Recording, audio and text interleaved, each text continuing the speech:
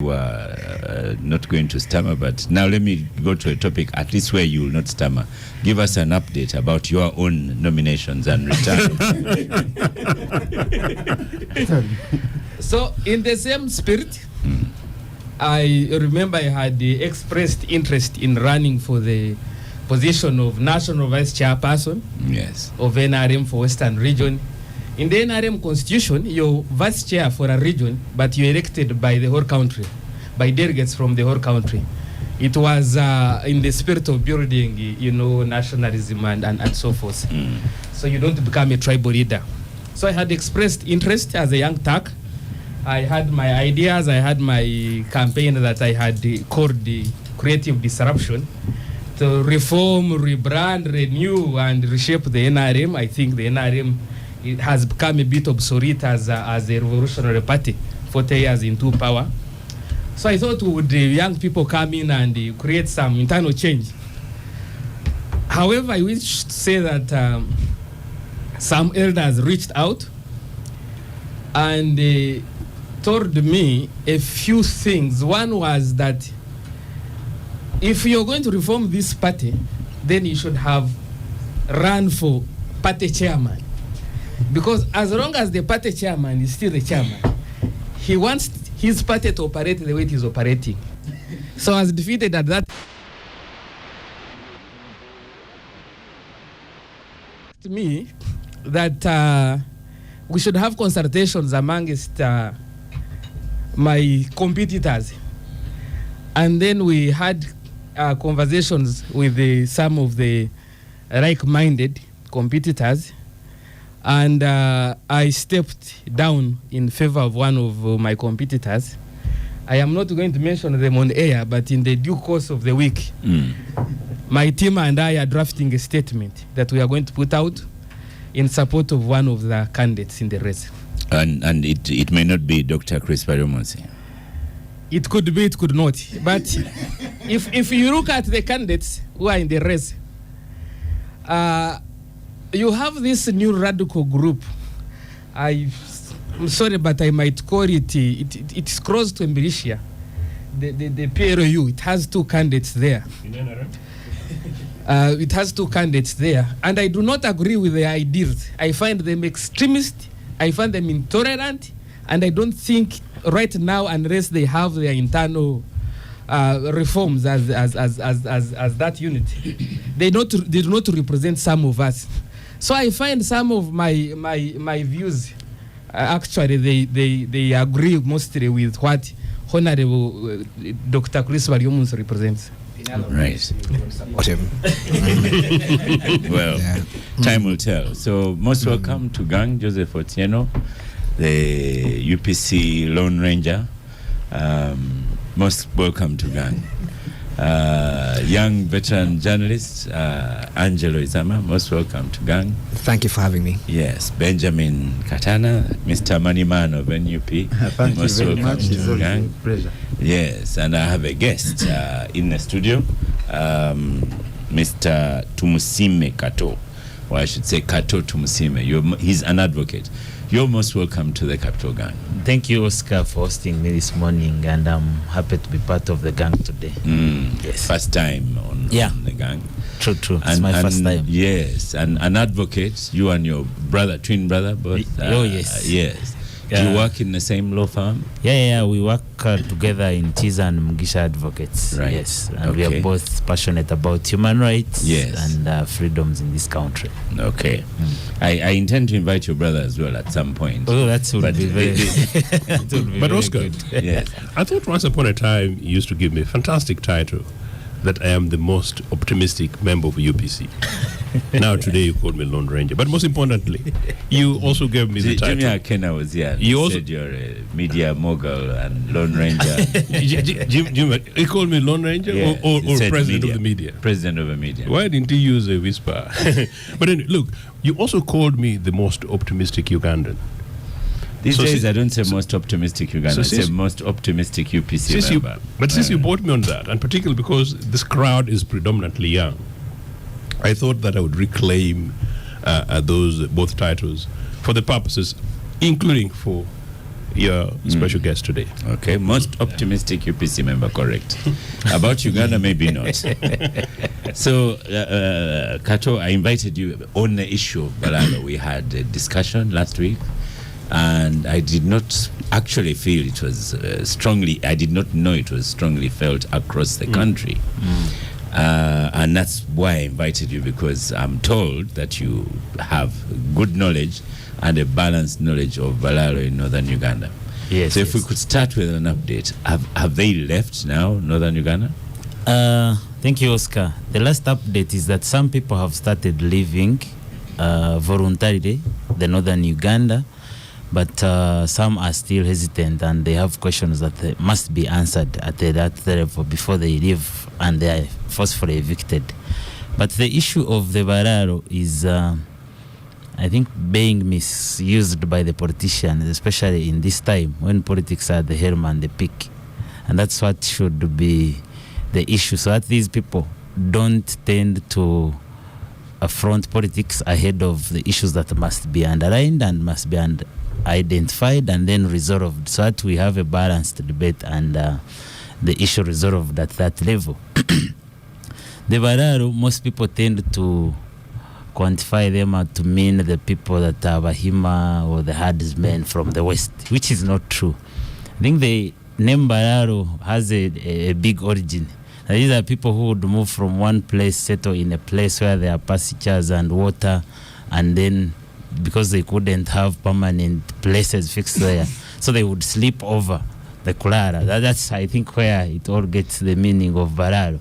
So that when the pastures would be used over in that particular place, they would freely migrate to a new place. So even the Baganda, even the northern people, even different tribes can have the Balaalo within themselves, as long as they are herdsmen, as long as they move from one place to another to look for pastures and water.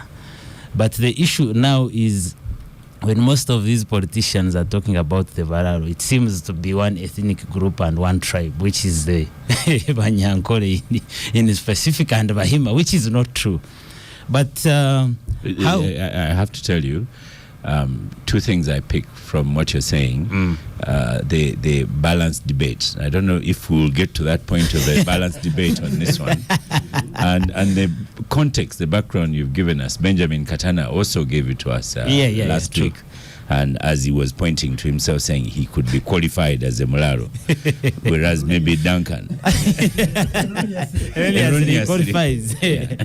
But I should say, I personally am a herdsman, but I am not a Mularo, because I have not moved from one place to another searching for pastures. But the context of the Balaalo and how it is being brought and flagged down to the public, now I qualify to be called a Mularo, whereas not.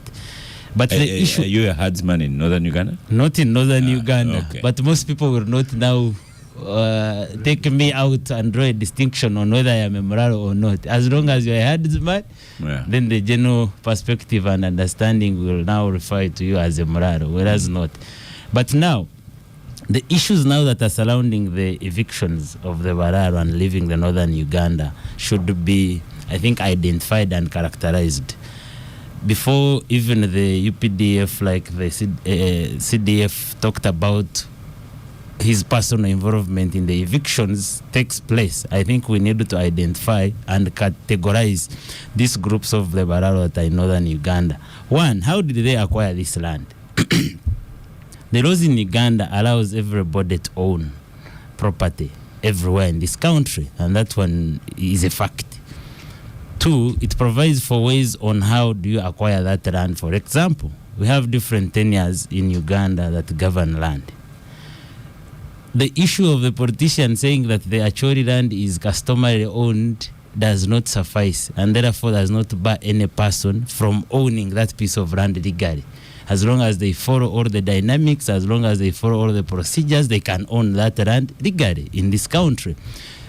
Acholi land is not the only land that is customarily owned. Even other cultures and have customarily owned land, and people have gone there, followed the legal procedures and owned that land. And therefore that one also doesn't make sense to me, that because it's customary land, then therefore it must be left and owned by the actual people. There are people who moved to northern Uganda followed the procedures legally provided, purchased land, and they are landlords, they are owners. Some have lease, some are renting that land, and some have owned that land. Legally, they paid, they attached the monetary consideration, and therefore they own that piece of land. We know that in this country we have people that use their power, that use their connections to also come and grab land. We have those people in northern Uganda, and now that's why the question, the biggest issue should be around investigate. How did, for example, Benjamin acquire that land in northern Uganda? You don't own it, but allow me use you as an example. Or let me use Mr. Ochieno. If he owns that piece of land, how did he acquire that land? Yeah. Did he attach a monetary consideration to that? Did he follow the procedures? Does he own that land legally? Is it acceptable in the laws of this country? If the answer is yes, why would you evict them? Okay. If for example, Angelo goes to my area in the western and purchases land legally, whether land is customary owned or it is private land, does it stop him? Is there any law that bars him from owning that land? Now that's where the issue is. But if you do investigations and find that a different individual went to northern Uganda, used his power, used the machinery and the UPDF to grab that land, now that one should be evicted even with immediate effect. There is no question about that. But the issue surrounding the evictions now is generalization. You generalize even people who paid their money, followed the laws, acquired that land legally, but you want to also bundle them together with the people that grabbed that land. Now that's where the issue is. The executive orders as given by the president are very good, but the problem is the enforcement of the eviction orders. Now, the issue should be around investigating how each individual acquired that piece of land, and then if you don't qualify and meet the legalities for one to acquire land, then you must evict. But the people who acquired that land legally, then they must be either compensated or they should be called into negotiation so that they see how to leave that land. If the interest of the actual people is to keep their land, but not to bundle them with the people that illegally acquired that land through different unlawful means. A good submission. Thank you. That last bit, that if actually people do not want Balaalo in their land, they should have a sit down and discuss all of that. Yes. Are there any comparisons with when you had the same issue in Bunyoro area? Yeah. Of ring fencing? There are comparisons, but now you see at the end of it, all the Bunyoro people had to bow down and say we cannot take this on. And as we speak, we have so many people that are not Bunyoro but are occupying Bunyoro land. So it's a matter of discussion. If I have all the rights and interest in the land, then you must follow the procedures to acquire the same willingly, and it shouldn't be by force that you have to force me to surrender my interest in the land because it's customary owned, because you have customary attachments to it and all that. Now that one doesn't suffice in this kind of discussion. If you are interested in the piece of land I own in northern Uganda, then come talk to me. If I'm an interested seller and you are an interested buyer, you buy the land. And we have to agree on the consideration that must be involved in that transaction. But if the government wants to build a bridge over Capital Radio here, that is very possible. They'd come and say, we want to build a bridge. This is national purposes, and they'd compensate you. That can happen as well. It can happen as well, but there must be compensation itself. So we cannot deal away with the issue of that precedes eviction. Compensation must be done. And like most of people are saying, if the government thinks that they want to protect the actual people with their land, let them call the legally respected and accepted owners, sit on a table, agree on what amount they should be compensated, and they will vacate freely. But we don't have to pull legs and force so that we can bundle the old people that are occupying northern Uganda out of their land. So seeing that is not what is happening, that the evictions are going to be forceful, what next? But the challenge is that, yes, the government, this regime that we know, it will use its force. Like I said, we are in an electioneering period and they are looking at how to satisfy the people of the northern Uganda so that they can win their votes. They will do anything possible so that they can be on their side.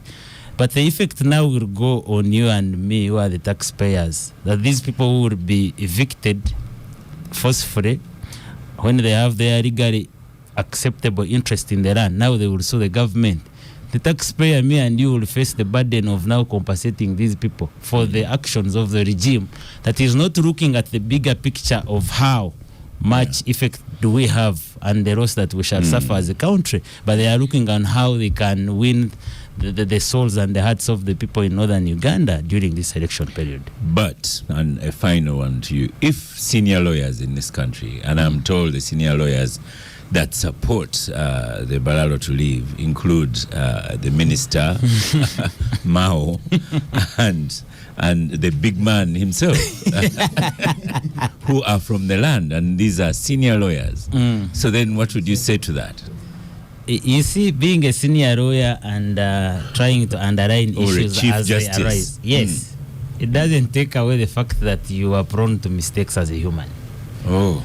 Some of these people might be facing the influence of the local people they represent because they are respected people in their area, and therefore that one doesn't take away that they are also making mistakes in this. I wonder if a person that would be guiding these kind of evictions, like the Chief Justice, the Minister of Justice and Constitutional Affairs, would be guiding the rest of the public that, look, you are interested in retaining your land, but we have legally acceptable ways on how this must be followed. I am wondering why they are also joining them to also call the forceful evictions when they know the impact on the taxpayer and the regime itself. Yes, but we leave it to them. I know as the discussions go on, maybe they will come up back on board, come back to their understanding of what is legally acceptable, and therefore they must also come back on track and do what is necessary regarding on whether they support it or not. It will be another issue. Okay. Angelo, last week you did not have enough time to present on this topic because you had to leave early, but at the time capitalism called. Yes, I had to go do some work. You had an opportunity. You had even personalized this and saying on why Balaalo should move. Yes and no.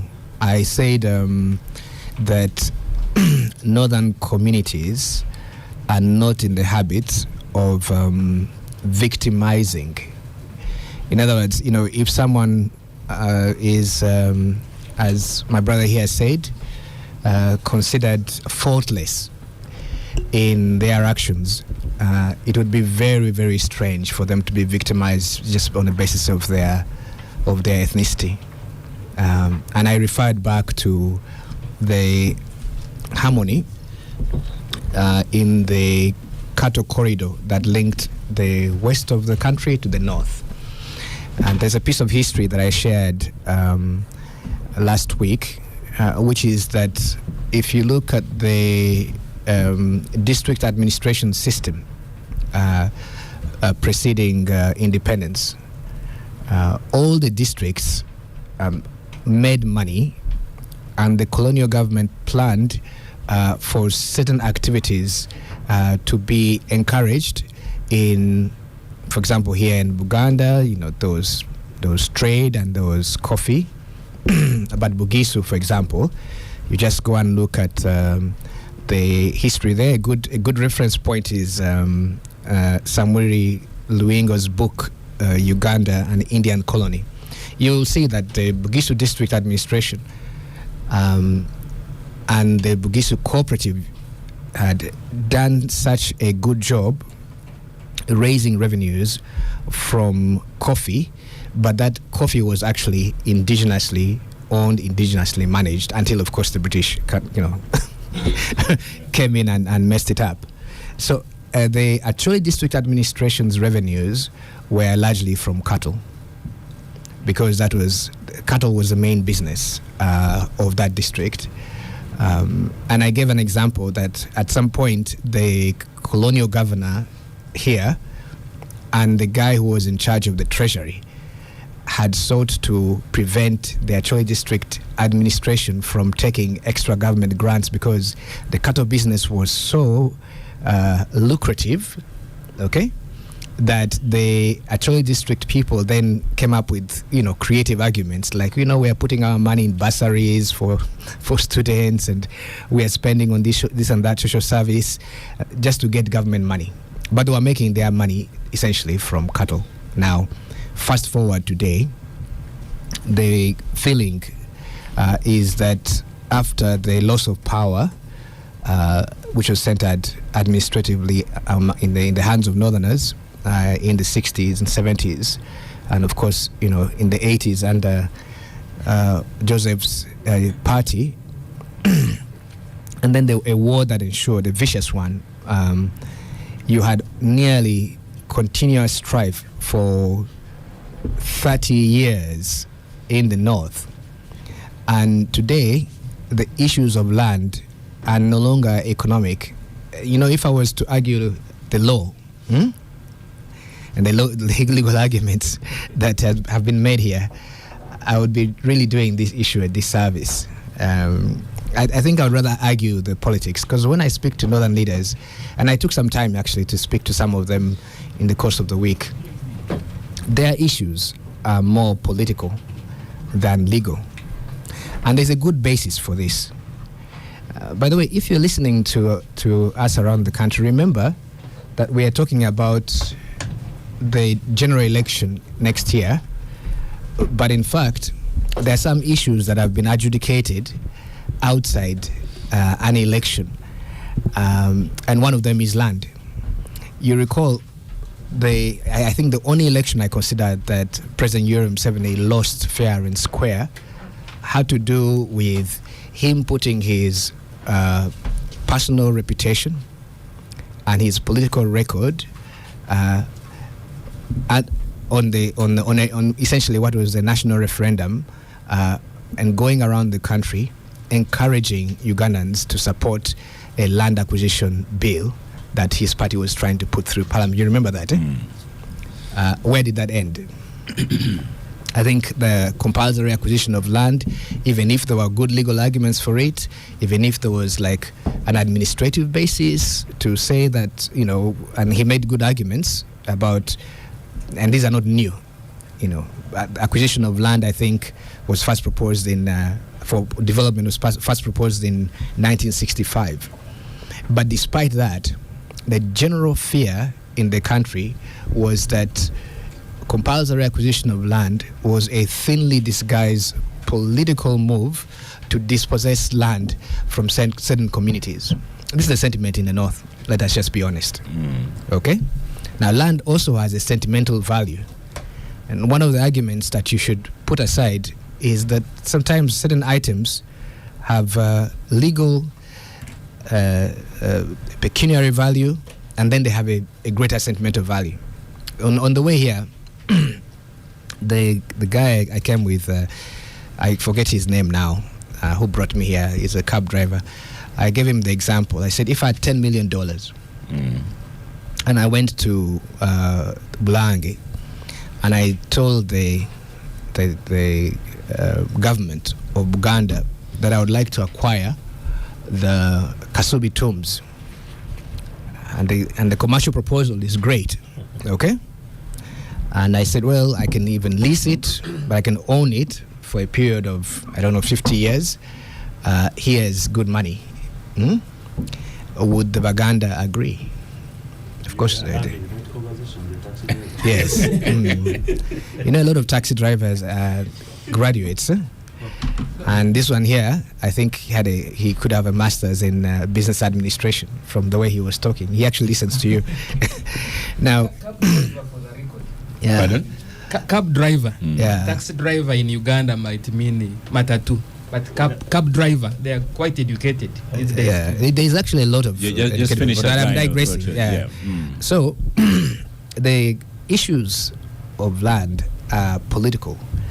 And I think the instincts of the president are right. In this case, he has an election that is coming up. But remember, he had been bruised politically with that attempted referendum on compulsory acquisition. And land matters across the continent, Oscar, are very, very, very touchy issues. Now, let me just run down what I think is at stake here. If you think about it as purely as a political matter in the north, first, in northern Uganda, it's not true that there haven't been reparations or attempts to deal with the effect of the war. General Saleh, himself a cattle keeper, though I understand in this period he has moved his herds back to his father's farm. That's what I was told this week. He's been I have no idea. It must be Benjamin. No, let me focus. Yeah. Okay. But he has, over the last 20-something years, dealt with various rebel groups, made settlements with them, many of them in the north and West Nile. Even until recently, the president was there and he offered 29 billion in West Nile. So I think he's going to take that territory anyway. But these were never really articulated politically. They were kept quiet. There has not been a big admission that the North has suffered disproportionately and that we are going to restore. And that's one of the arguments of Northerners, and particularly the actually elite is like, you promise restoration of our cattle herds. Where is it? You're just making like small piecemeal arrangements, here and there. So there are sectional settlements that have taken place. Secondly, reconstruction of northern Uganda. If you've been to the north recently, I mean, there are cities like Lira that are just like major agricultural hubs. So from West Nile, for example, I can't complain. I'll tell you honestly, we have a great road from Matiak all the way to Adjumani. There's a bridge that's going to cross that Laropi ferry where it is in the Nile. We are feeling very optimistic about things for the first time in maybe 15 years. And you have electricity. Electricity is on the way, but there are issues there. So, but reconstruction has never been articulated politically. It has only been done, with technical language, Northern Uganda Reconstruction Program and things like that. And so, as a political project, it has not been said that there is reconciliation between the Southerners now in power, the Benjamins of this world, and these guys who are formerly leaders. And there's a general feeling there, and let me just end, that these corporate Balaalo who are invading the north are exercising undue influence because they have the money, because they may have political backing, and that their intentions are really to continue a process of dispossession of northerners, and land is the last red line in that process. That is really the sentiment. And I said last week that I feel northern leaders should just be more honest. It serves the country well to say, look, it's not that we don't want development. I mean, after all, they themselves buy land from each other. Okay? It is just that we feel that our place within the polity of Uganda is a weak position. And there are political solutions to this. And until we get to that point where we just acknowledge that what we're really dealing with is national reconciliation, the Balaalo issue is just going to be a process of victimizing. As my brother said, he has some bona fide owners of land in the north. Thank you. I'll give you an extra minute because of a key word you've used, invasion. Yes. That's like a deliberate local colonialism. Yes, but you see, if you look at it in terms of war language, the first word that comes to mind is pacification. Right. You know, pacification has a Roman Latin root.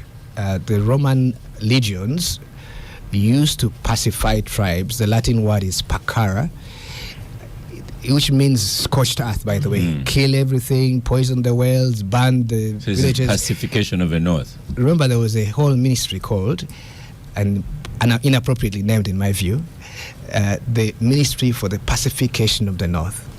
Well, if you do a scorched earth policy in the north, how do you restore it? Invasion is just a weak form of that process. Okay, you can invade and you can withdraw. But when you have gone there and you have pacified, and that's why I was talking about the dispossession of the North. Right. What is the political response after you have achieved that victory? Let's start with you, Duncan Abigava. They have been picking up keywords. Katotu Musime said balanced debate, and I told him I do not see it coming. And now we have pacification, invasion by bullies from the West. Interestingly, this studio always has a few people from the West who would qualify for Balaalo. I don't know whether. So, but and when Angelo said I will stop, I will not talk about the legal side of things, that's when Abdu smiled. But he had been looking at you very sternly. Yeah. But Duncan, if you have a Chief Justice and a Minister of Justice also promoting the President's view, then it is political, not legal. Landowners Pardon? in the North. Both those brothers of mine are large landowners. You should ask how they acquired their land. Right. Do you know? I know, but of course he told me he's bought a farm and he's been trying to replant it from his own savings, but of course it's also still naturally, and he is a legal owner. Bought a farm from whom? Because you say land is communal, nobody owns the land, so he bought land from whom? But that's why I say, you have to take the technical arguments away. Northerners have owned land within the North, okay? And there are legal ways of owning that land. There are categories of land. And I think the one that Honorable Mao bought is from village, I forget where it is. It's about, didn't you go for his homecoming? I think I saw you on the list. It was on that farm. Yes. Yeah. Okay, Oscar, Kato has articulated very well the legal angle, and I thought he would be in his usual belligerent form as a human rights defender. As a human rights defender, defending the Acholi. People who think are very aggrieved in this matter. But he has come in a different shape that I'm even still shocked by his views. He's articulated the legal angle very well. There are people who say they have bought land legally and so forth. Even Angelo, who is arguing the politics, cannot tell us properly. Like, for example, those who bought legally, like Chairman Mao, whom did they buy from? So it is both a legal and political issue. The Chief Justice, the ministers, etc. This matter is affecting each one of them, however big you are. I have spoken to the Minister for Northern Region, the Honorable Dr. Kenneth Omona. He told me... Who was recently Christian? Yes. I beg your pardon? Who was recently Christian? By a member of your party. I know the armed forces are not members of the NRM. So Dr. Mona told me that his farm, the barbed wire around his farm was cut, and some of the Balaalo started grazing on his land. Now we appreciate the context of his enthusiasm. Yes, in enforcing the executive order. His dam was invaded, and he had to use police to remove the Balaalo who had now taken over his dam, because his own cows now had nowhere to, So he gave me this background to address the issue raising right now, that why is the Chief Justice, why is the Minister for Justice, people who should be, appreciating the law better, why are they also anti-Balaalo? But you can see even ministers are not being spared in this matter.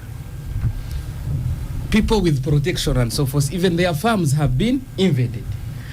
He told, invaded. Yes, invaded. Yes, to use the similar word, to borrow the word from Angelo. Yeah, invaded by Balaalo. Invaded by Balaalo. He told does he me come from Acholi himself. Is he an indigenous Acholi? Dr. Mona. Yes, he's an indigenous Acholi who has migrated to Kaberamaido. But he's an indigenous Acholi. He's an Acholi. His own land in Acholi and Kaberamaido. But no. He's not a Kumam. He's an Acholi. So I would say let us leave him to confirm that, because that is not a settled matter. Yes, and it shouldn't matter, because I think if Dongo To is a Madi, I think. He told me to tell you that he would like to come to the capital gang to. I've tried to invite him severally, but I failed to do that. To give better context to this. So he told me that some of these Balaalo, yes, have acquired some land, a small piece of land, where the cows spend a night. Now that's like a corral, but during day they are all over the place in areas they have not acquired legally. So some of these things is what is causing this the sentiment you hear in the north. He also gave me an example in Otieno's park home, where I think somebody was killed in a scuffle between Balaalo and somebody over these issues. So it is both a legal and political issue. Politically, Angelo has really broken down the issues. There are deep-seated grievances by the people of the North, 20 years of war in IDP camps, and they come back from the IDP camps before they even settle down back on their land. There are foreign people now trying to occupy some of the land. Today I'm going to learn many words. Did you say foreign? Yes, foreign. And occupation. Foreign to the region. Occupation. Foreign to the region. Foreign to the region. They are coming from outside northern region and they are trying to occupy this land. So deep-seated issues like compensation have not been tackled by government, which people of the North really think it is a very big injustice. I was in the camp for several years. I suffered under war for 20 years. You have not compensated me. You have not yet fully integrated me into the national equation. And now you want me to deal with this problem. I think that's where some of these issues are coming from. I watched the Honorable Gengaratigo in one of the shows, and he articulated some of these issues really very well, speaking the language of the North. Yes, we are in Kampala, we hear some bit of snippets of what is happening in the North. But if people like the Minister, Dr. Mona, and the Chief Justice and so forth had not come forward to address these issues up to that level, I think we would have had a bigger problem. Because you can choose to close your eye and let the Balaalo graze cows, but you could end up with a much bigger problem, probably of violence or genocide against them tomorrow when this government is not there. Because right now you can say that my relatives have tools to use. They have tools, political tools, tools of violence and so forth that they can use to acquire some of this land and the legal tools and so forth. But tomorrow they might not have these tools and they might have a problem protecting them. So these are some of the arguments that actually the minister was making, and they made sense. That people now who have the tools should be able to use them in a just and fair manner, so that there is coexistence tomorrow. Okay. Everybody can coexist. So the settlement of the people from the south in the north, it should be both legal, but also politically accepted by the people of the north. Okay. The people should not be seen the people of the north should not see this like they are being taken advantage of. No. Okay. Benjamin Katana. That's another word I've taken now. Taken advantage of. Thank you very much, Oscar. I think we are dealing with a cocktail of issues.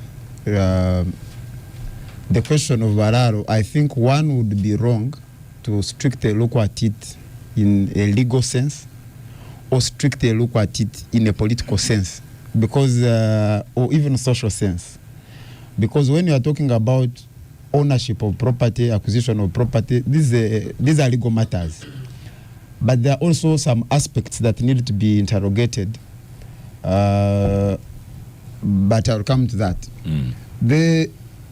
So in this debate, there are the knowns and the unknowns. The known knowns and the known unknowns, to use the phrase of Bush. And I think on account of political correctness, yes, I think on account of political correctness, there are some perceptions that have not come to the fore in this debate. For example, we have had an example of a minister who is from Kaberamaido but owns land in Achori. I don't think he's being considered among the people who should be evicted. So there is a perception by the people in the community. For him, he's not being considered amongst those to be evicted. Yes, but he also came from somewhere. There are people who look at this Balaalo as a front guard for an imperial force in the region. And that's a perception that we cannot wish away. I think it needs to be confronted and discussed and understood very well. That people do not just look at them as people who have come to in search of pasture and water, but there are other underlying motivations for the movement. It may not be true, but that's the perception. The other aspect that is important is that, and I think it has been hinted on by many people, the northern region, today we may be discussing Achori, but I remember some time back there was a similar debate about Teso. And Karamajong. And Karamajong, but also there was also a debate about Balaalo. So you have a community that is emerging from war that has left families disintegrated, has left families impoverished, has left families displaced from their lands. Now, the interventions that the government has tried to put in place, in my view, were not well implemented, because I think the interventions, something akin to the Marshall Plan, should have been a very comprehensive rehabilitation program for both the people and the economy. We are now talking about the cities that are springing up, but these cities, while they have an effect on the lives of people, but it may not be so direct. If you go to these places where people used to have very prosperous farms, what is there? The farms in which area? In Achori. Okay. The cows were eaten during war, the equipment destroyed, barbed wire stolen and other equipment, and some of these ended up in different regions of the country. So while there is infrastructure development, if you look at the livelihoods of people, if you look, actually, even if you looked at community resources like schools and hospitals in this region, where is the improvement? We have been told about the interventions. There have been a number of programs under the Office of Prime Minister, but there have also been the informal interventions, I think, that have been alluded to, largely led by Sare. But these interventions have largely been like deals. And money ends up, because they are done in darkness. They are not following a discussion by the country, by parliament, that these are the challenges and this is how they should be addressed comprehensively. So this money eventually ends up in pockets of a few people. That the other day, the country was discussing iron sheets meant for Karamoja being now in Bugisu, in Uganda, in Bunyoro, and other parts of the country. So these interventions, on account of the governance challenges of the NRM regime, have not had the intended effect on the lives of the people of northern Uganda. So when you are dealing with a community that is traumatized, both by impoverishment on account of war, but also the other effects of war, and then these other issues emerge, I think the debate cannot strictly be looked at in the legal sense. But the legal aspects cannot be ignored. Because if a person has acquired land through legal mechanisms, I think this person should not be treated as an invader. But the challenge is the shabbiness of the government and a weak state infrastructure. Because you see, the state of Uganda has an infrastructure up to the lowest unit of government, through local administration, local government, through internal security, and all these other organs of the state. But the challenge is that these organs of the state are largely distracted and involved in politicking and also deals. By the time these problems reach a boiling point, where were all these people of ISO, of what? These issues should have been raised to the people who make decisions made timely, but now we are dealing with a situation where it is at a boiling point. It means that someone somewhere slept on the job. Wow. Yeah, and like I mentioned, just conclude and then we go to Joseph. Yes. But some of them have actually been accused of being part of that problem. Of course, the other aspect is that all these problems are reinforced by ethnic mistrust in our country. Angelo was giving an example of which I think, in my view, is a different context altogether. If someone wanted to acquire Kasubi tombs and what have you, but the issue is that the other day I read a story. I think it was money and everything. Yeah, but that is a historical site. Okay. It's not. but you can acquire land owned by the Kabaka of Uganda. You can own a lease on the land owned by His Majesty the Kabaka of Uganda. So it's distinguishable. But the question of ethnic mistrust. The other day I read a story in one of the districts of northern Uganda where Uganda businessmen were being targeted and chased.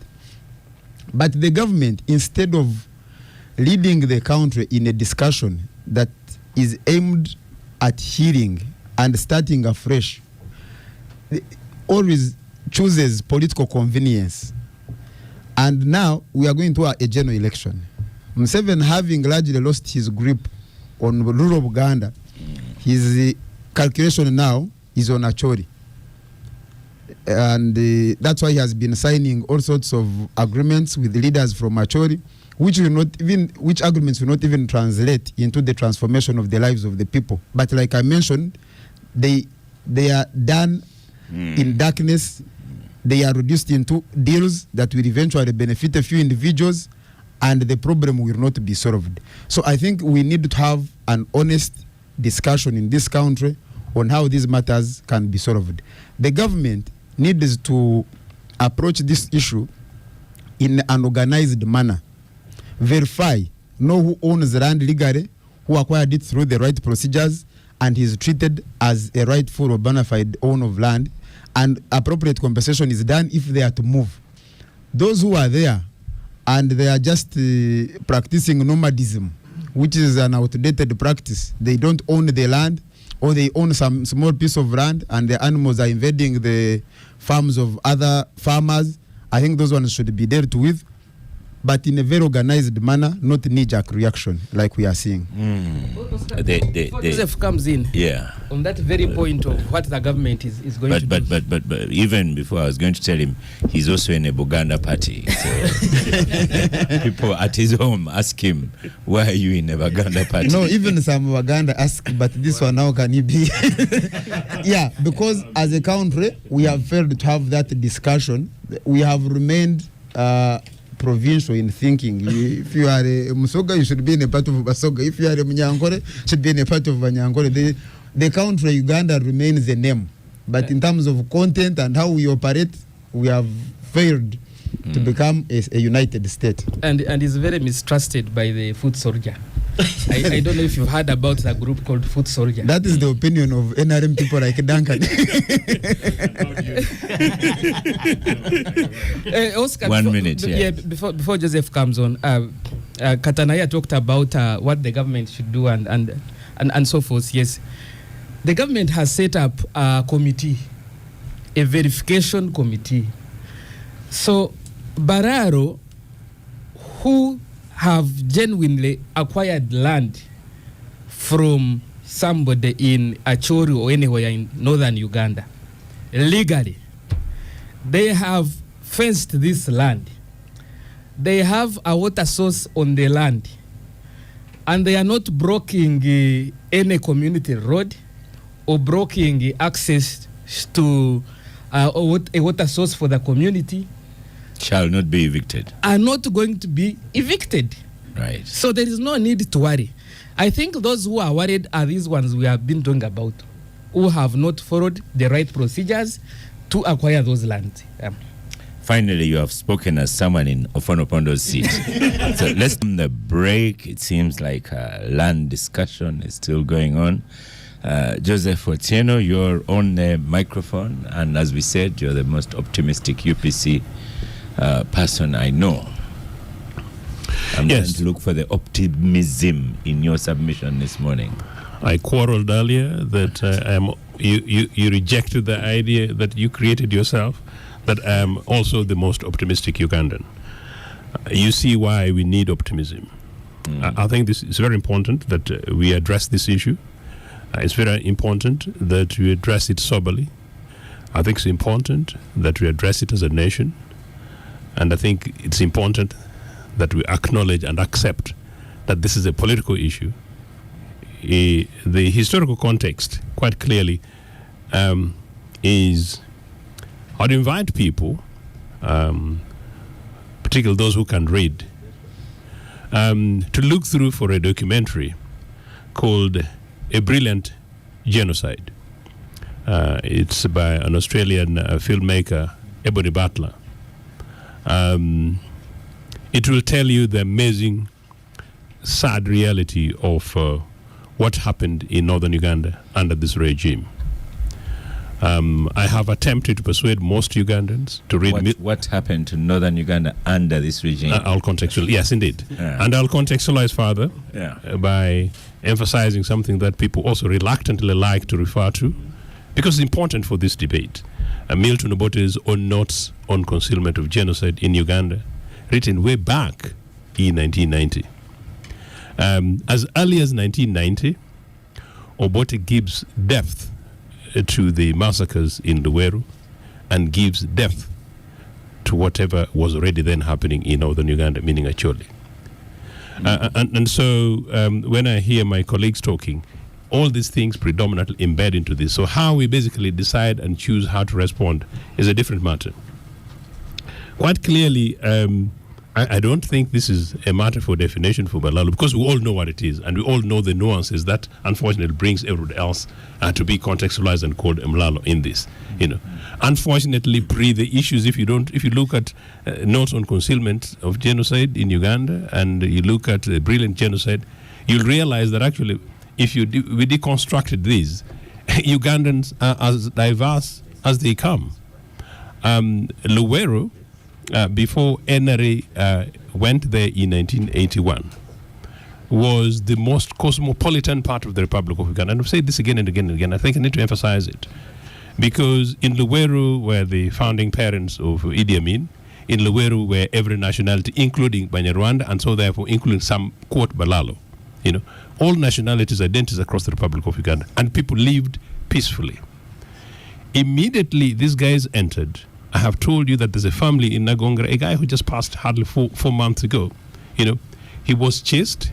He lost land because see the legality element. There is a group that is asking me, to try and help them, and Abdul will have a conversation about this, because it requires powers of members of parliament and things like that. So they come to me over mini surgery. they want compensation. These are communities that have been chased out of Uganda, and they lost land, they lost property. When I went to Miri, one of my classmates was a Japadola who came from Miri, and all I know is his surname, but he didn't even speak the Padola properly. So that's the possibility of this nation state that I talk about. But then what happened where people come in and inject identity as a basis of seeking political power? So if then the net early victims of this were people predominant from the north and West Nile, and to less extent those of us from the east, but generally those, and it was about Wuno or Mucholi. Then you go to Teso, and you see what I saw with my own eyes. I was having a conversation with a decent friend of mine from NRM in another program, and where I talked about as a witness, and I've got the lawyers here, where I saw the Balaalo, the Karamojong of the south, as I call them, cattle from Teso being siphoned southward in 1987 to the south, and we know this cattle ended up here in slaughterhouses in Kampala, and so. These are experiences that people have had in Bukedi, have had in Teso, have had in Acholi, have had in Karamoja itself, including ongoing now, Lango and then Teso and then West Nile. Now, how we contextualize this conversation, I don't know. And I think somebody talked about leadership. But it's possible, unfortunately, the political leaders from really the north and east, backed by responsible political leaders from across the country, we needed to be able to have a conversation to simply say that, look, what do we do about these apparent things? As a refugee scholar, I've said this again and again and again, that the northern Uganda, which saw the death of guns, and northern Uganda that I personally contributed to compelling Mr. Museveni's regime to talk peace so that we end the war, needed an immediate post-conflict reconstruction program. Now, the people of Acholi, and I was also one of the campaigners, and I did memorandums upon memorandum myself on behalf of Uganda People's Congress and others, that look, in Acholi, concentration camps were not the requirements, but this government, this regime, did it deliberately, mobilizing people to uproot them from their families, and they couldn't sustain them. After they did that and we failed in this debate, we said, okay, declare a state of emergency. Again, these guys refused. Now, at the end of guns, which we forced this regime to create, people returning to their homes. Up to now, I know people who don't know their villages. By that, I know people, particularly from Acholi and Lango communities, who've never returned home to Uganda, leave alone to their own families, So people don't even know where their grandparents were buried. Maybe even some of their own parents were buried. Those are the focus that we needed to be putting ourselves in. It did not happen. For that to happen, and then you find... Before you leave the microphone, on that very point, there is a perception that your UPC government mistreated Ugandans. And that's some of the reasons they left the country and have never returned home. And I know Abdu has a stern look on his face, but some of the things that are attributed to UPC are unforgettable. And when you say things like this regime, people look at you and say, you just don't know what the UPC did. No, there's nothing that UPC did that can be compared to what this regime did, particularly in Luweero and in Acholi and in Teso, and including in my own Nagongere, because I don't know a circumstance. I don't know anywhere. Joseph has a ready answer. So there is none. But number two, I think after 40 years in power, and we're having a conversation in which we have Balaalo, unfortunately, in Acholi, some of whom came, and I told this program the other day, came from Tanzania, people whom we don't know, entered the Republic of Uganda. I think it's a very difficult conversation to try and bring in Uganda People's Congress. In any case, we can still go back to Luweero where this foundation conversation did take place. Ugandans also need to be able to have a conversation and say, look, maybe the people who are in Acholi are experts in acquiring land, because we got into Museveni's top guys in government. How many of them have farms in Luweero, and we want to know how they acquired those. Kisozi, which is supposed to be a farm that UPC did very well for the people of Uganda.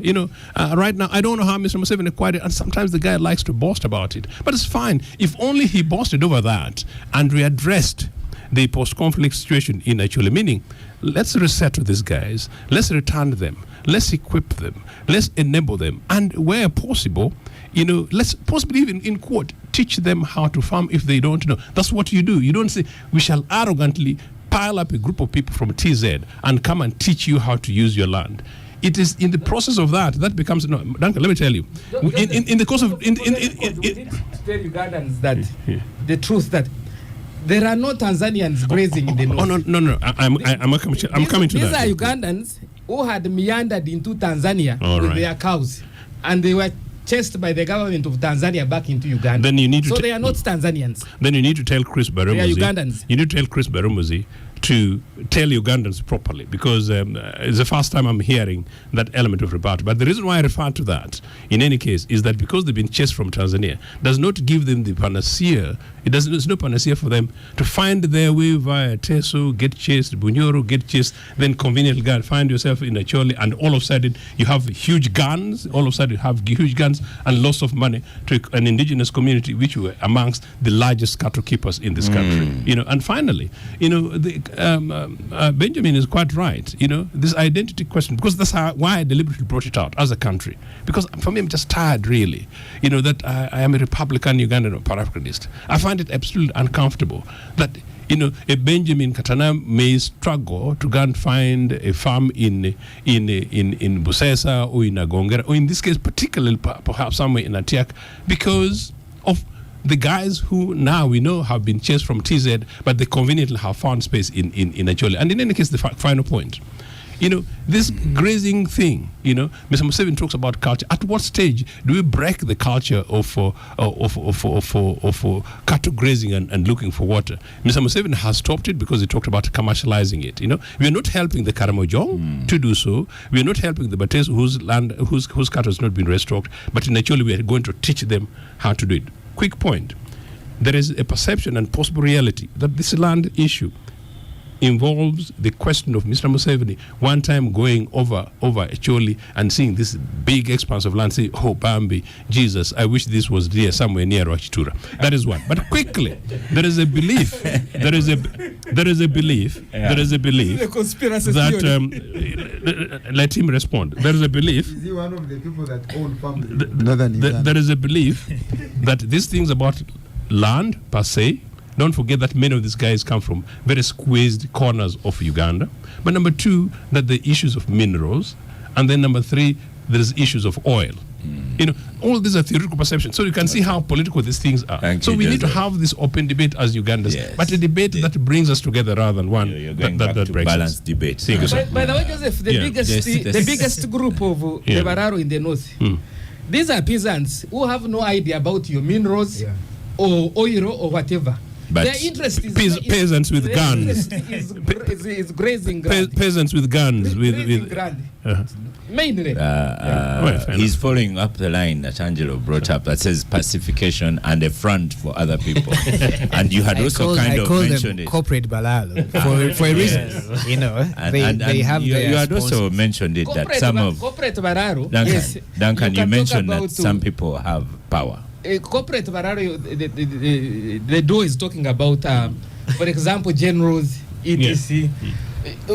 Like now, even smaller. The but UPDF commanders in the north, because you are deployed in a region for maybe 10, 15 years, so you become part of the community. You acquire land because traditionally you are a cattle keeper. You move your cattle from Makore to the north. Yes, those are the corporate Balaalo they are talking about. Fair point. But like 90% of the Balaalo there are peasants who have no idea about and to support them, government, to support them. etc. And like 90% Joseph didn't make this point, but to support them. See, gentlemen, this idea of tribal identities for your party, which is a Pan-African party, it's a mass party, Pan-African party, okay, that has got a world view about integration in East Africa. Why aren't we talking about, the dignity of those very same peasants? They're Africans, The idea that we should identify them by where they come is bad. So whenever I hear Abdul that these guys came from northern Tanzania or from Rwanda or from Congo or from Sudan, I ask myself, but what's wrong with that? You know, we embrace an African identity. The In other fact, day, the that is- president said, let's embrace everyone. You know, Absolutely. And by the way, let me end I this. agree as well. Oscar, let me end this on the note of one of the most famous northerners from Acholi at a national level, the late Honorable Daudi Ocheng, MP. You know, he was a son of a chief, but he also was MP for Mitiana here, and a supporter of the Kabaka. There is a strong tradition. A lot of people saw him as a true Muganda.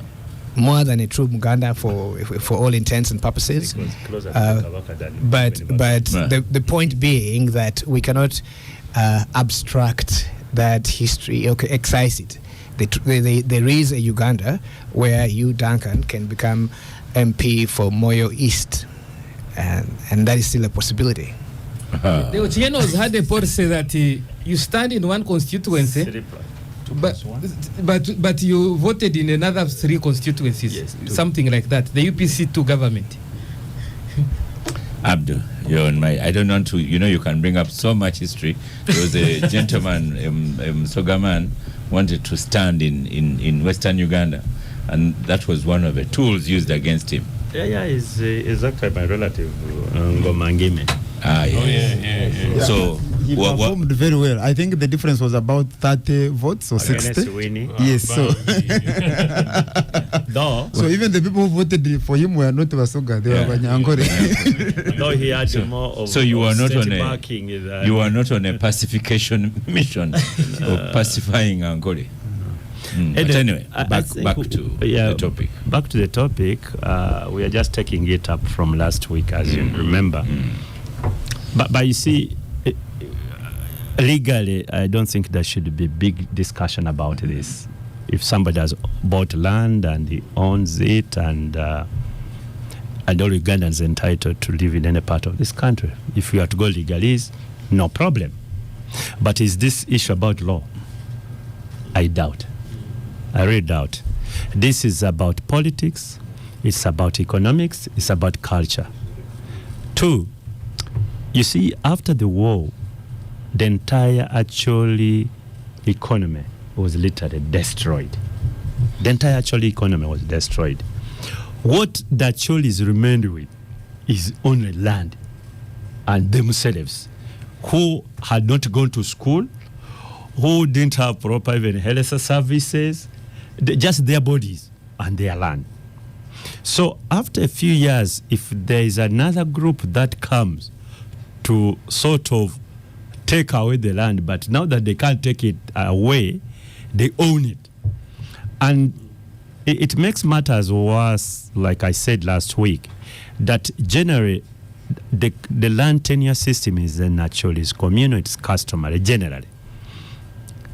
The people who are coming are not coming to use that land under that tenure system. They are coming to convert this communal cultural land into individual private land. And that's where the crisis is now. So the Acholis now look at our land being taken away by these people.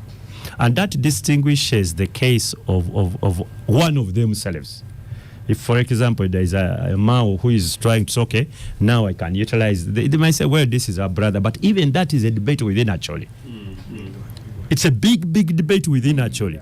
People like Geno, Otema, and so on. The Acholis are debating, say, by the way, how did you acquire this clan land? This, yes, they are really debating it.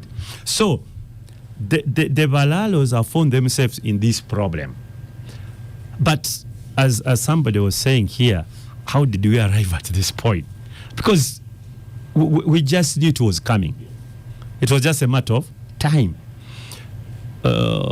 Somebody, I think it was Mr. Katana here talking about the state infrastructure, ESOs and so on. But you see, this sort of Balaalos who are having guns and so on, you can't divorce them from that infrastructure. So, because you say, I don't agree with Duncan where he says the majority are peasants. They are not. No. Where do these peasants get guns? Where did these peasants get money to buy? In these large trucks, acreage? That's not true. That's really not true. You've not done your, I think, your research properly. You need to look at it. So, one... He's in Ofonopondo's chair. Oh, yeah.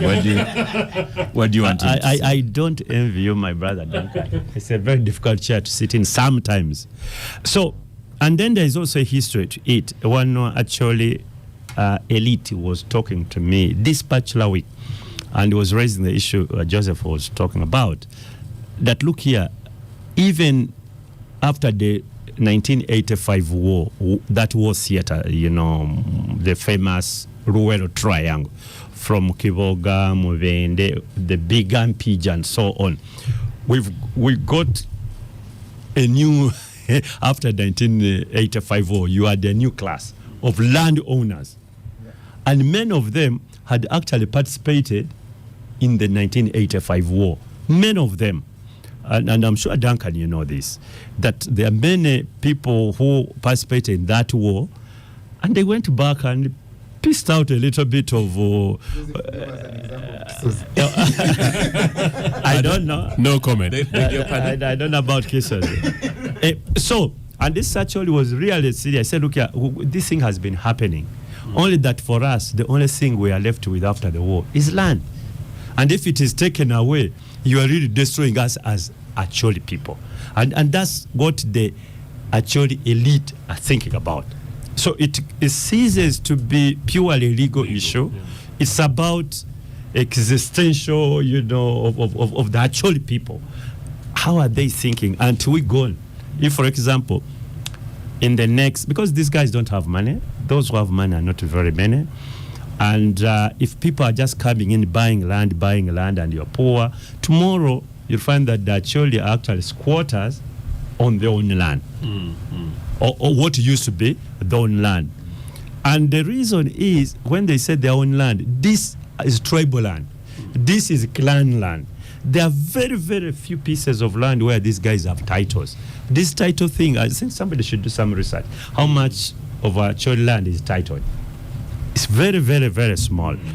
So what they are fighting for, according to this Acholi friend of mine, is their communal land being taken away. It's their tribal land being taken away. But at the end of the day, like I said last week, you are going to foot a big bill as taxpayer, because I can see legally there are so many illegalities being done, and at the end of the day, you are going to see, cases in court, and you're going to pick some bill, I'm sure. Thank you. Caught between a rock and a hard place. I want to come back to Kato to Musime.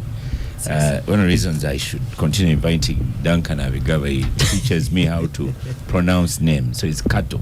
Yes, Kato. Kato. Oh, you're pronouncing it in Uganda? Kato. Yeah, we have Kato, but Kato. So a couple of... the meaning is the same. So. The meaning, yes, indeed it's the same meaning. But if you look at X, formerly Twitter, you have Otim, but his Mwine Edgar says at Opaya, that's Angela here. Context, please inform at Semoyamsoke and the listeners that in Ngoya and Amuru, Indians have leased square miles of land and are doing large-scale agriculture without such contradictions as with Balaalo. And it continues. Someone has said the same, or same of Salim Saleh. Then Vita Chow says, Angela has explained it well. Northerners have coexisted with other communities, including the Balaalo, some of whom are prominent religious leaders. These communities were significantly affected by war and recovery and may not come soon. Then Omoding Alan says, some actually sold their land for what they thought was big money.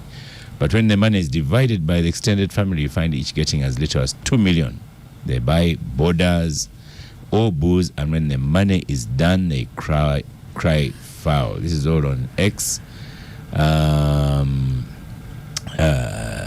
So, and then of course Atoki says, tell Honorable Katundu that if Ngomangime returned to Mbara today, he would win overwhelmingly. So you started this conversation. How would you conclude it now, Kato? In my simple conclusion, Mr. Oscar. Oh, you know I'm a teacher of English. So you can never say Mr. Oscar. You can say Oscar. Sorry. Oscar. Yeah. Thank you for that correction. Duncan talked about some things that my discussion really defended one tribe, which is the Balaalo. But he must understand that... and he was referring to it as saying typically. Exactly. Exactly. And Balaalo are also Ugandans, like the Achoris.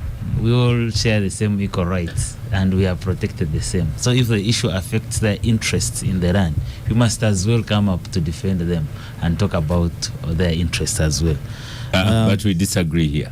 They want Mr. Human Rights. You need to look at as Abdul has been explaining, the one that has suffered war torn and so on. That's where Duncan was coming from. That's what I talked about, that we should not bundle them all together. The people who have their legal interests acquired legally must be taken in a different shape than the other one who came to grab and own that land. Or pacify using but you language. see, I don't think we'd be having this conversation if people went and just grabbed land.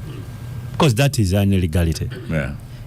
And if that happened, they would just be thrown out. Where would the debate be? We have some of them, and that's why Duncan talked about the verification committee that is doing that to verify how did this person acquire this land at that particular time. So we have those ones that use their power, that use their connections, come and grab land. This is not only happening in Acholi, it happens everywhere. So it's not new, Honorable Abdu, that we have this kind of setups. Now, the other question would be, and that maybe would shape the discussion, is, are the Balaalo the only people who are not actually own land in Acholi? And my understanding would be no.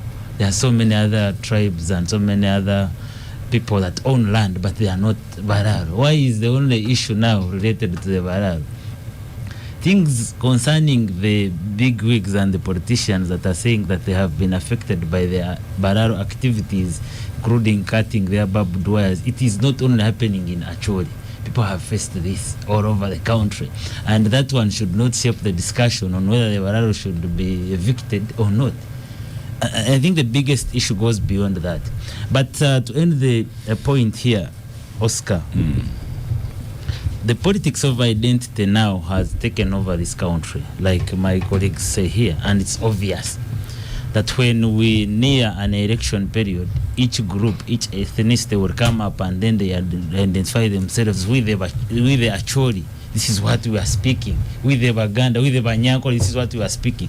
And the effect of that is that from the people of Acholi, it will now move to a different region and a different identity group also claiming for the same rights, and they will be calling the president to come and rescue them in respect to protecting their interests. That's the worst thing that we shall face as a country unless we now chew it from the word go. Verification is very good, like Abigaba said, and I applaud him for that. But the only challenge with the verification process is the people that will come to enforce. Will they follow the result of the verification? The answer is no. We have seen it. All those who will verify. All those who will verify, will they do the right thing? We have seen it that a certain policeman or random man will come to arrest you and ask, why are you even arresting me? Yes, but what did you even do? That is what will happen here in the same verification process. Even when the results are clear, the person who will be sent to enforce is a distraction. Yeah, the person who will be sent to enforce these verification findings will not be knowing what to do and what not to do. But they will look at Abudu and they say, "But we know Abudu. At least let us spare him." But regardless of what they haven't you interested yourself? We said last week that we spent hundreds of millions of shillings setting about a commission of inquiry on land matters. Oh yes. And why aren't we relying on the findings? I think verification is basically like treating a cancer with aspirin. That's very true. Let me. I don't know whether you've heard about the conflict over power. Yeah. Yeah. You've heard about it? Yeah. Sure. They set up a committee chaired by former Chief Justice Bat Katreve. Have you seen their report? Now, that's one. And the conflict is still on. It is still on. The conflict This is in still on. my home area, and I have a Yes. cousin who is now actually impaired because we got him land somewhere there, and there are killings every other. I don't know whether you followed that conflict of Apar. Yeah, exactly. Yes. The So interesting- if you are failing to solve Apar, how are you going now to go to this huge? The problem with this final regime, sentence for you from you. The problem with Kato. this regime is that they bring the same tactics to solve the same problems, and the tactics used in the first have not solved the problem, but they want to rely on them. What happens here is that a commission or a committee is set up to investigate a certain issue. Before we know it, there is another commission or committee set up to investigate the deeds of the first committee to solve the problem. That's the whole round The that destruction we are all Angela is facing talking through. about. Yeah, the destruction. So here we shall not have even results. Yes, the verification may take place, but we shall wait for the report or the findings of this committee. We shall not have them, and the people will be affected. And the intention is not to solve the problems of this, but after politics, that will be the end of the story. So Duncan, don't anymore. We have Nora Waraga on X, formerly Twitter. She begins with telling Joseph Otieno, we are not Bateso, we are Iteso. And I'm here waiting for change of subject. The constitution is clear on how land is accessed and use rights got under customary tenure. Balaalo are cattle keepers, they are not a tribe. In their trade, they have violated the constitution. Why are we spending us discussing an issue which is already settled by law and the executive has issued an order accordingly? Then there's, where's this lady who has said she has switched off? Yes, this called Ashbag 82. The problem child on X is when Honorable Assembly is not present, she switches off. I'd like to tell her she has missed a lot, but Honorable Assembly lost his father-in-law, and that's why he's absent from gang today. We stop for a quick break, and in the break, I will ask the gangsters here, what should we discuss next in the limited time? PFF and ANT, even though Semuju is absent, or the goons that are being prosecuted in courts of law. One of those rare moments on the Capital Gang when we exercise democracy in its real form, unlike what Abigaba tried to describe at the beginning of the show. So we will... Very impressed. Yes, we will discuss the goons in yellow that are being prosecuted. We have senior counsel in the studio, Honorable Abdu Katuntu. Please lead on this one. Is it the right? Is it the? And you're always intent on the law, so you'll be pleased that at least there's a. You're being unfair to me, really, Duncan. This is Duncan's thing. And when you have senior counsel, this is a program that has 3 city lawyers present, and the senior one is Abdu Katuntu. Well, okay. First of all, I think I could there was a describe lot the circumstances for you. The no, president, you are aware. Yes, I was. Yeah. I mean, it was all viral all over social media. I watched it, first of all, in disbelief, only that somehow, when I sobered up, it wasn't surprising. One, we are going into an election year. And when I eventually watched the newscast in the evening, and somebody was explaining how these people, one of the relatives was explaining how these people had been recruited by operatives of the state and leaders of the national resistance movement, giving them money, giving them T-shirts to actually either give a false impression that the national resistance movement is supported by the youth, so they were not really minding whether these are thugs or not, or they recruited them specifically to do what they did. It sends a signal which is very, very worrying, that we are going to have one party using money, state resources, and promoting thuggery, political thuggery. You see, this politics it has reached an extent where some of us who are actors are feeling ashamed of what goes on. You go and it's not something you want to be associated with. That's why even those who recruited them eventually denied that they did. So if you know you are doing such a despicable thing and then eventually you have to deny it, why do you, for heaven's sake, do it? So Duncan, when you go back to your parties, this is the sort of debate you should be having. It doesn't augur well for your party. And now we know that actually some of these people are your agents. They are your agents. So there is no reason why you should deny them. Just desist from recruiting younger people because they have no jobs.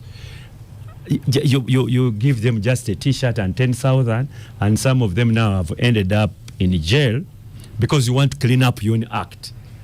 It is terrible. It is really terrible. So, Oscar, the political players, especially those who have capacities, political parties, stop abusing these younger people. Because you need to be parents. You need to be leaders. Stop it, please. It is very, very bad for this country.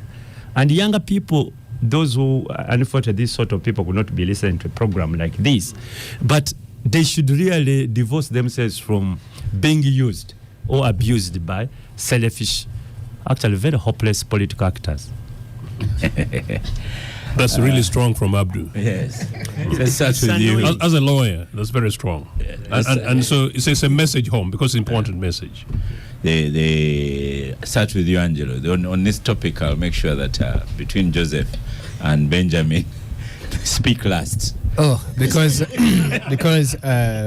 Benjamin's party is a ghetto-based party, and some of the labor that has been hired by the NRM is from his party.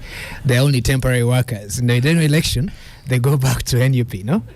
And then this man here... I like the way you said temporary workers. Yes, and then this man here, Ocheno, these are the original architects of this kind of thing under the UPC youth wings, you know, eh? So they both have experience. I appreciate that you put them last. Yeah. You know? Is that a compliment? No, just stating the facts. I'm sure. But that said, it is true that there are some public policy issues at stake here. Youth demography and urban fragility, if I use policy terms. We just have a lot of young people who don't have what to do. And since the god of politics apparently is money these days, they are doubling. You know, if someone came to your slum and said, 20K, let's go, here's a T-shirt, they would do it. You know, I don't blame them. I just blame what Abdul has said is the nature of politics today. Maybe I just leave the listeners with a recommendation for a framework of how to think about bad politics and bad economy by the economist called Charles Tilley, who wrote war making and state making as organized crime. It's the scene of the state is basically what the mafia, the approach the mafia uses in controlling bootlegging operations. But it's a sad spectacle, really. Kato. Thank you, Oscar. And these young people cannot afford your services. Oh yeah, that's very right. Most of them actually cannot. Even representing themselves, they cannot afford that because they don't know what they are supposed to do or what they are not supposed to do. Sometimes I hear it when I am available and not fixed, but not to this kind of people. That show this kind of organisms. No. Yeah. If they are fighting for a good cause, I offer myself to support and represent them on a pro bono basis, but not this kind of organisms. Now, in fact, Nora again says, please stop infantilizing our young adults. Exactly. If they are old enough to vote, they are old enough to make their own decisions. The advantage we got this time. The advantage you got this time is that technology has helped us. If we did not see the first video circulating on social media, the security agencies wouldn't have taken interest in looking for these hooligans and having them brought to books of law. But look at how they were recruited. I watched some interviews on done by some of their relatives on how they were recruited. We must accept that the level of vulnerability of these young people, that I think they are making it deliberate, even when they have the qualifications and they have something that they can do to earn themselves a living, they don't. And they're waiting for the politicians that are bad, in the words of Cartoon, to come and give them 10,000 and a t-shirt, and that they have made their own day. But I want to think that most of these people from the relatives were not recruited even from Kampala. They got from other areas surrounding Kampala, brought because they want to earn a 10,000 for themselves and a t-shirt. But most of these politicians want results from the young people, and they are users and manipulators. But the results, if they don't match with what they intend to portray themselves to look like, then they will abandon you like they did. The message to young people is that before you even come up to work for somebody or join their teams and the rest, first understand them, first to know what they are interested in, their cause, and maybe if it aligns with what you want to achieve, then you will not be abandoned. Because I've seen so many politicians who bring such kind of people to join their teams. They are arrested maybe for making processions and the rest, and they follow them up. They even attend their courts. But the problem with these bad politicians is that they will abandon you. Yes, they want your result, terrorize the people so that you scare them. Because the old man, my grandmother in the village, would not join this kind of politics if they see that they will be dragged on the ground and kicked and all that. So it is intentional that you employ these people, you deploy them to terrorize the people, and you scare most of the old people so that they don't participate in the votes. And that's what the Benjamins are going to face in the coming elections and the Katuntus of this world. But the young people should actually desist from being used, manipulated, and then dumped. Yeah, that's the message. Yeah. The Duncan Abigaba, The sponsor.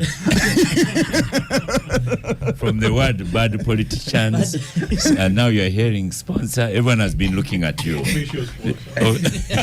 Everyone is looking at you. There is no proof. But there's no proof. So there's no proof. But as Angela said, Joseph has no speaking or power on this. They are the architects, and you have just copied it very badly. Yeah, you know, the NRM is a success of the UPC. Most of the NRM top readers right now, the president, Professor Kamuntu, and others, were mentored by President Obote himself.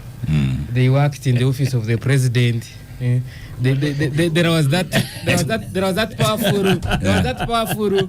Joseph is shaking his head, but you are stating facts. UPC Policy Commission, etc. Most of them worked there. Yeah. So it is not surprising that the NRM could have borrowed some of the ideas of the UPC.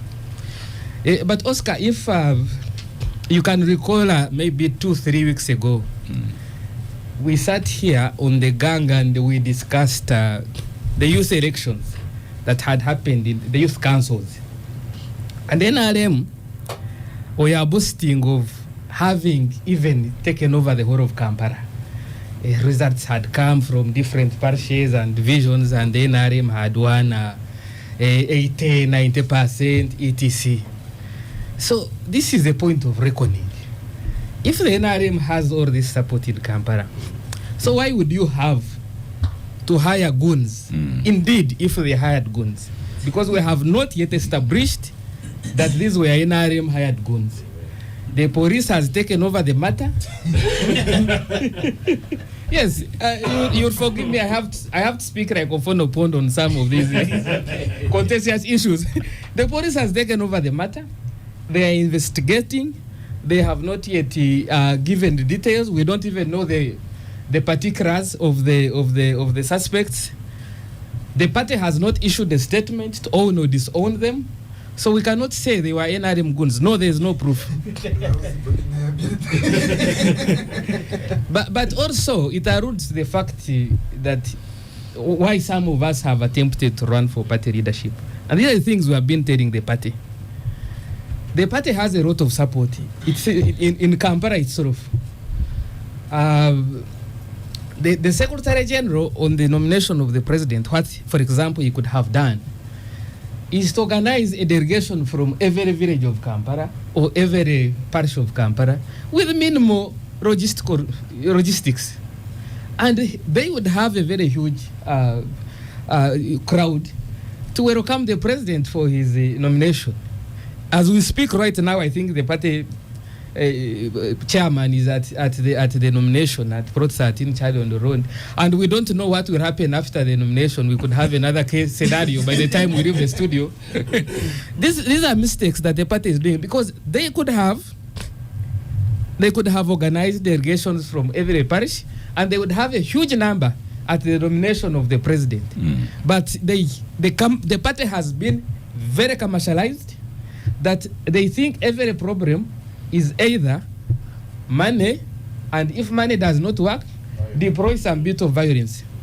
The issue is not only in Kampala, because you have been hearing, I think in Zimbabwe, somebody was shot. I think, unfortunately, somebody died. Yesterday there was a lot of violence. Somebody died in Zimbabwe. What do you think is going to happen in Zimbabwe in the general election? We only have a few minutes left. That's an entire topic on its own. In Sinjoro yesterday, there was a lot of chaos. A lot of property was destroyed. Different NRM camps. Sinjoro, unfortunately, bears these old marks of UPC youth wingers. It was among the most affected district, region, area. Gosh. In the whole country in UPC2 government. Yeah. It was the area most affected by UPC. UPC will cleanse you. So the process has, you see, the problem has carried on into the NRM. But really, my NRM colleagues, I would want to implore them that we cannot run a country like this. Internally, you cannot have contradictions up to the extent of people losing lives in your primaries.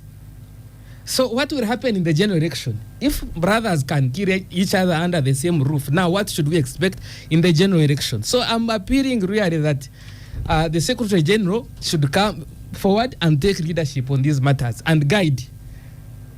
The NRM also needs to act. If really you unleash goons like you did in Isinjiro, they are destroying property of your opponents and so forth, can't that person be disqualified to set a precedent for people to know and learn that if you exceed a certain level, you can be disqualified from a political process? Yes, we need to see some action. Joseph Otieno, as we've learned, I am shocked by the baptism. The architect of politics.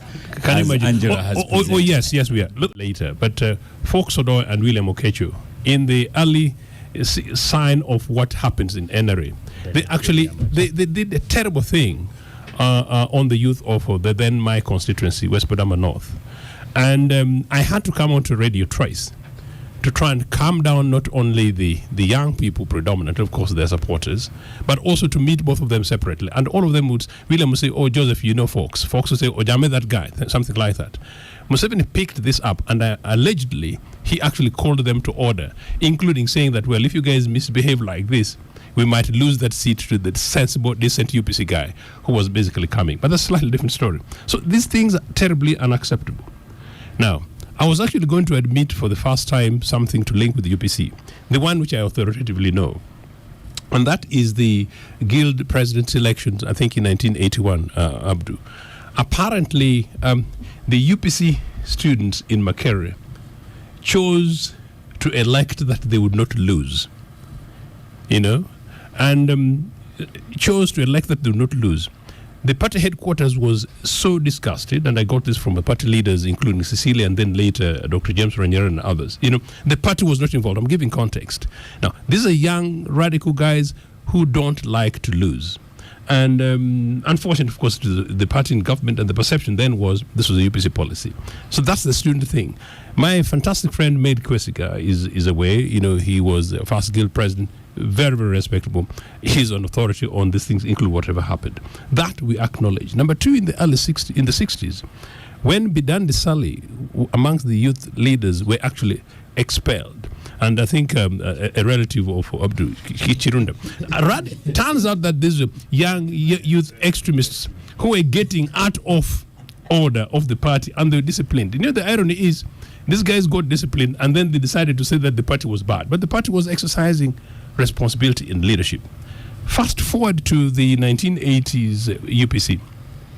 I was young enough. I started these things from Mwiri, Abdu's school. That's why we're decent guys. I genuinely have no experience of UPC youth as other student leaders or indeed youth leaders, either in Mwiri, any other school I attended, in Kololo, in Makerere, but Makerere by then government had been overthrown, or Toro, anywhere else. I don't have any experience of so-called UPC youth wingers taking the law into their hands. Remember, we were a governing political party, but faced by a banditry in Luwero. Now, I understand some cases in Ankole where some Balaalo, some Banyarwanda, some NRA supporters, known, would mobilize and organize to support Museveni in the bushes, and the UPC leaders would come, would come up. No, would come up. So if Joseph, that you cannot compare that. Yeah. You cannot compare that to the mess of what is happening at the moment. So self-defense. Likewise, actually in Luwero, where of course we ended up, where our Luwero district chairperson was hanged by NRA. A future National Truth and Reconciliation Commission will have to investigate the circumstances under which our chairman in Luwero was actually hanged. These guys were defending the nation, defending the party, defending a democracy. They are not thugs.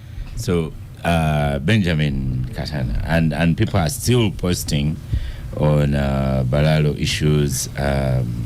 Someone says the value of a cow surpasses the commercial value we have come to associate with it, and so on. But we are only goons dressed in yellow, charged in court, and I must say first that you are also an advocate.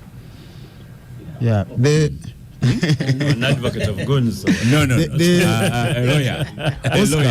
Oscar, the history of NRA and later NRM is a history of violence and criminality. And goons. UPC is called them bandits. Yes, yeah. So there I was thinking we'll have a safe comment for conclusion. The NRA and NRM later has always sought to rely on violence and criminality to settle political contestations. They did that in 1980. In the subsequent elections that we have had under the NRM, we have had criminal gangs being used against the opponents. We have had the Karangara Action Plan. We have had Chiboko Squad. We have had crime preventers.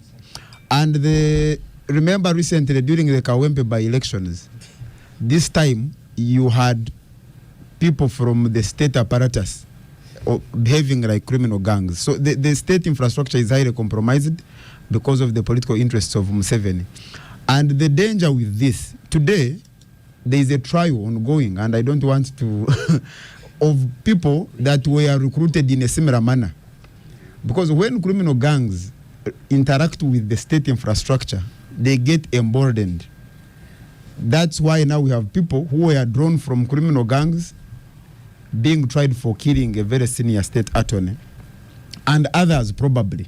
Now, in 2021, you had people that had been recruited from the similar groups, some of them being eliminated. You remember the case of Zebra Senyang, the head of state, came on TV and admitted he had been killed by security agents. To date, nobody has been charged.